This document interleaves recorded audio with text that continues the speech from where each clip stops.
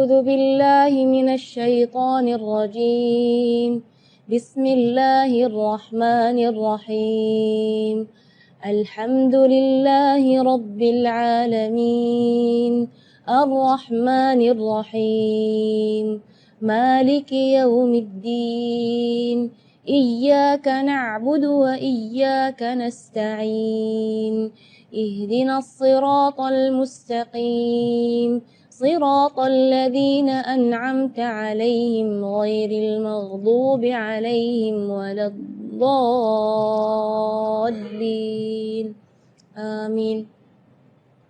Kita mulai dari ayat pertama, mungkin dari basmalah dulu ya. Bismillahirrahmanirrahim. Dalam basmalah tersebut yang perlu kita perhatikan adalah mad-madnya. Jadi secara umum mad tabi'i itu 2 harakat. Jadi kita tidak boleh lebih dari itu. Contoh misalnya Bismillahirrahmanirrahim. Ini nada ini atau irama ini yang sudah familiar di Indonesia, justru di situ ada kesalahan. Kesalahannya di mana? Berlebihan dari segi madnya. Jadi bismillah itu kepanjangan. Ar-Rahman, Ar-Rahim. Itu Ar-Rahman terus bismillah juga di situ terlalu panjang. Seharusnya Bismillahirrahmanirrahim. Jadi dua harakat. Lanjut ke ayat pertama, Alhamdulillahirabbil alamin. Di ayat yang pertama ini Kanabila ingin menekankan huruf-huruf yang sukun seharusnya tidak kita berikan qalqalah. Misalnya alhamdu, jangan ala.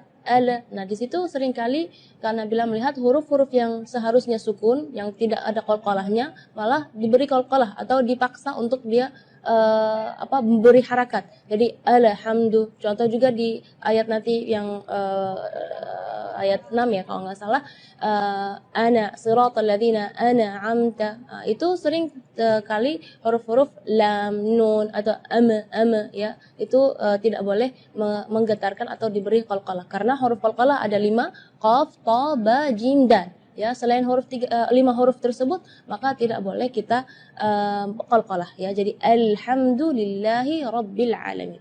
Terus ayat berikutnya Ar-Rahmanir Rahim, sama seperti surat di basmalah tadi, tidak boleh lebih madnya dari 2 harakat. Ar-Rahmanir Rahim itu tidak boleh. Ar-Rahmanir Rahim. Terus yang berikutnya Maliki Yaumiddin, biasanya di ayat tersebut tidak ada salah, tapi karena bila di sini ingin menekankan kasrah di kalimat Maliki. Nah, itu kadang-kadang ketinggalan karena pengen buru-buru saat membaca Al-Fatihah dalam sholat, jadi Maliki Yaumiddin. Kedengarannya sukun. Maka ketika kita membaca Maliki, kita perhatikan kaf kasrah di huruf kaf harus kasrah yang sempurna. Maliki Yaumiddin, terus Iyyaka na'budu wa iyyaka nasta'in. Di sini adalah tasydid di huruf ya di kalimat iyyaka maupun yang pertama ataupun yang kedua. Karena salah satu ulama mengatakan kalau seandainya satu tasydid pun dalam surat Al-Fatihah ketinggalan, itu maka bacaan Fatihahnya tidak sah, berarti salat kita juga tidak sah. Jadi kita perlu di sini menekankan tasydidnya pun harus kita perhatikan. Sampai subhanallah ulama menghitung tasydid dalam surat Al-Fatihah itu adalah 14 tasydid dalam surat Al-Fatihah.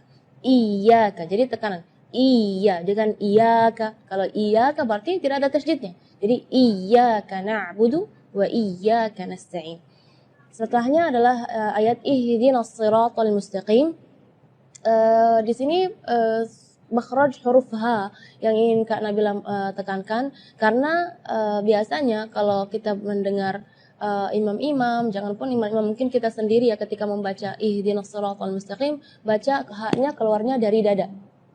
Ya, itu tidak boleh, itu keluarnya dari dada. Sedangkan makhraj huruf H itu adalah dari tenggorokan. Jadi keluarnya tipis karena H itu termasuk huruf di antara 28 huruf hijaiyah yang paling lemah adalah huruf H.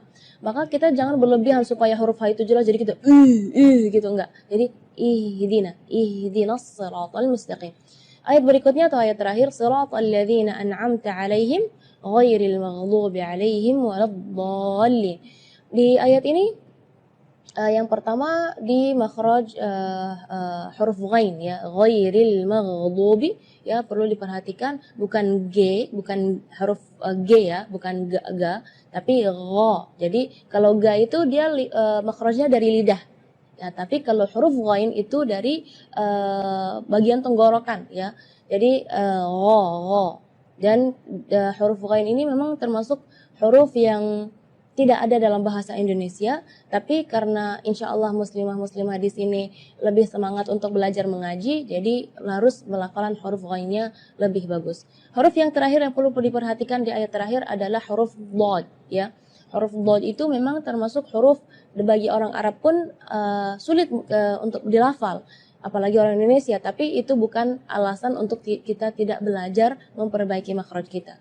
Walad do ya, huruf dhad itu keluarnya dari pinggir lidah maupun yang kanan ataupun yang kiri atau dua-duanya. Dan memang ada yang mengatakan bahwa Rasulullah Shallallahu Alaihi Wasallam satu-satunya yang bisa melafalkan huruf dhad dengan baik. Itu bukan berarti kita tidak bisa, maka kita harus berusaha ya untuk melafalan kita, huruf-huruf kita sama seperti Rasulullah Shallallahu Alaihi Wasallam. Di kalimat ini juga waladhdallin yang perlu diperhatikan adalah madnya juga. Mad di situ kita harus panjang membacanya 6 harakat karena di situ hukumnya mad lazim kalimi mutsaqqal. Jadi membacanya waladhdallin 6 harakat. Terus setelah waladhdallin di situ ada huruf lam yang ada di atasnya ada tasydid. Itu seringkali ketinggalan waladhdallin. Nah, itu berarti tidak ada tasydidnya. Waladhdallin. Amin. Mudah-mudahan dengan penjelasan yang singkat ini bisa memperbaiki bacaan-bacaan muslimah-muslimah dan akhwat di sini, dan insya Allah kedepannya bisa lebih bagus lagi untuk bukan hanya untuk diri kita tapi untuk mengajar anak-anak kita supaya baca Fatihahnya lebih baik.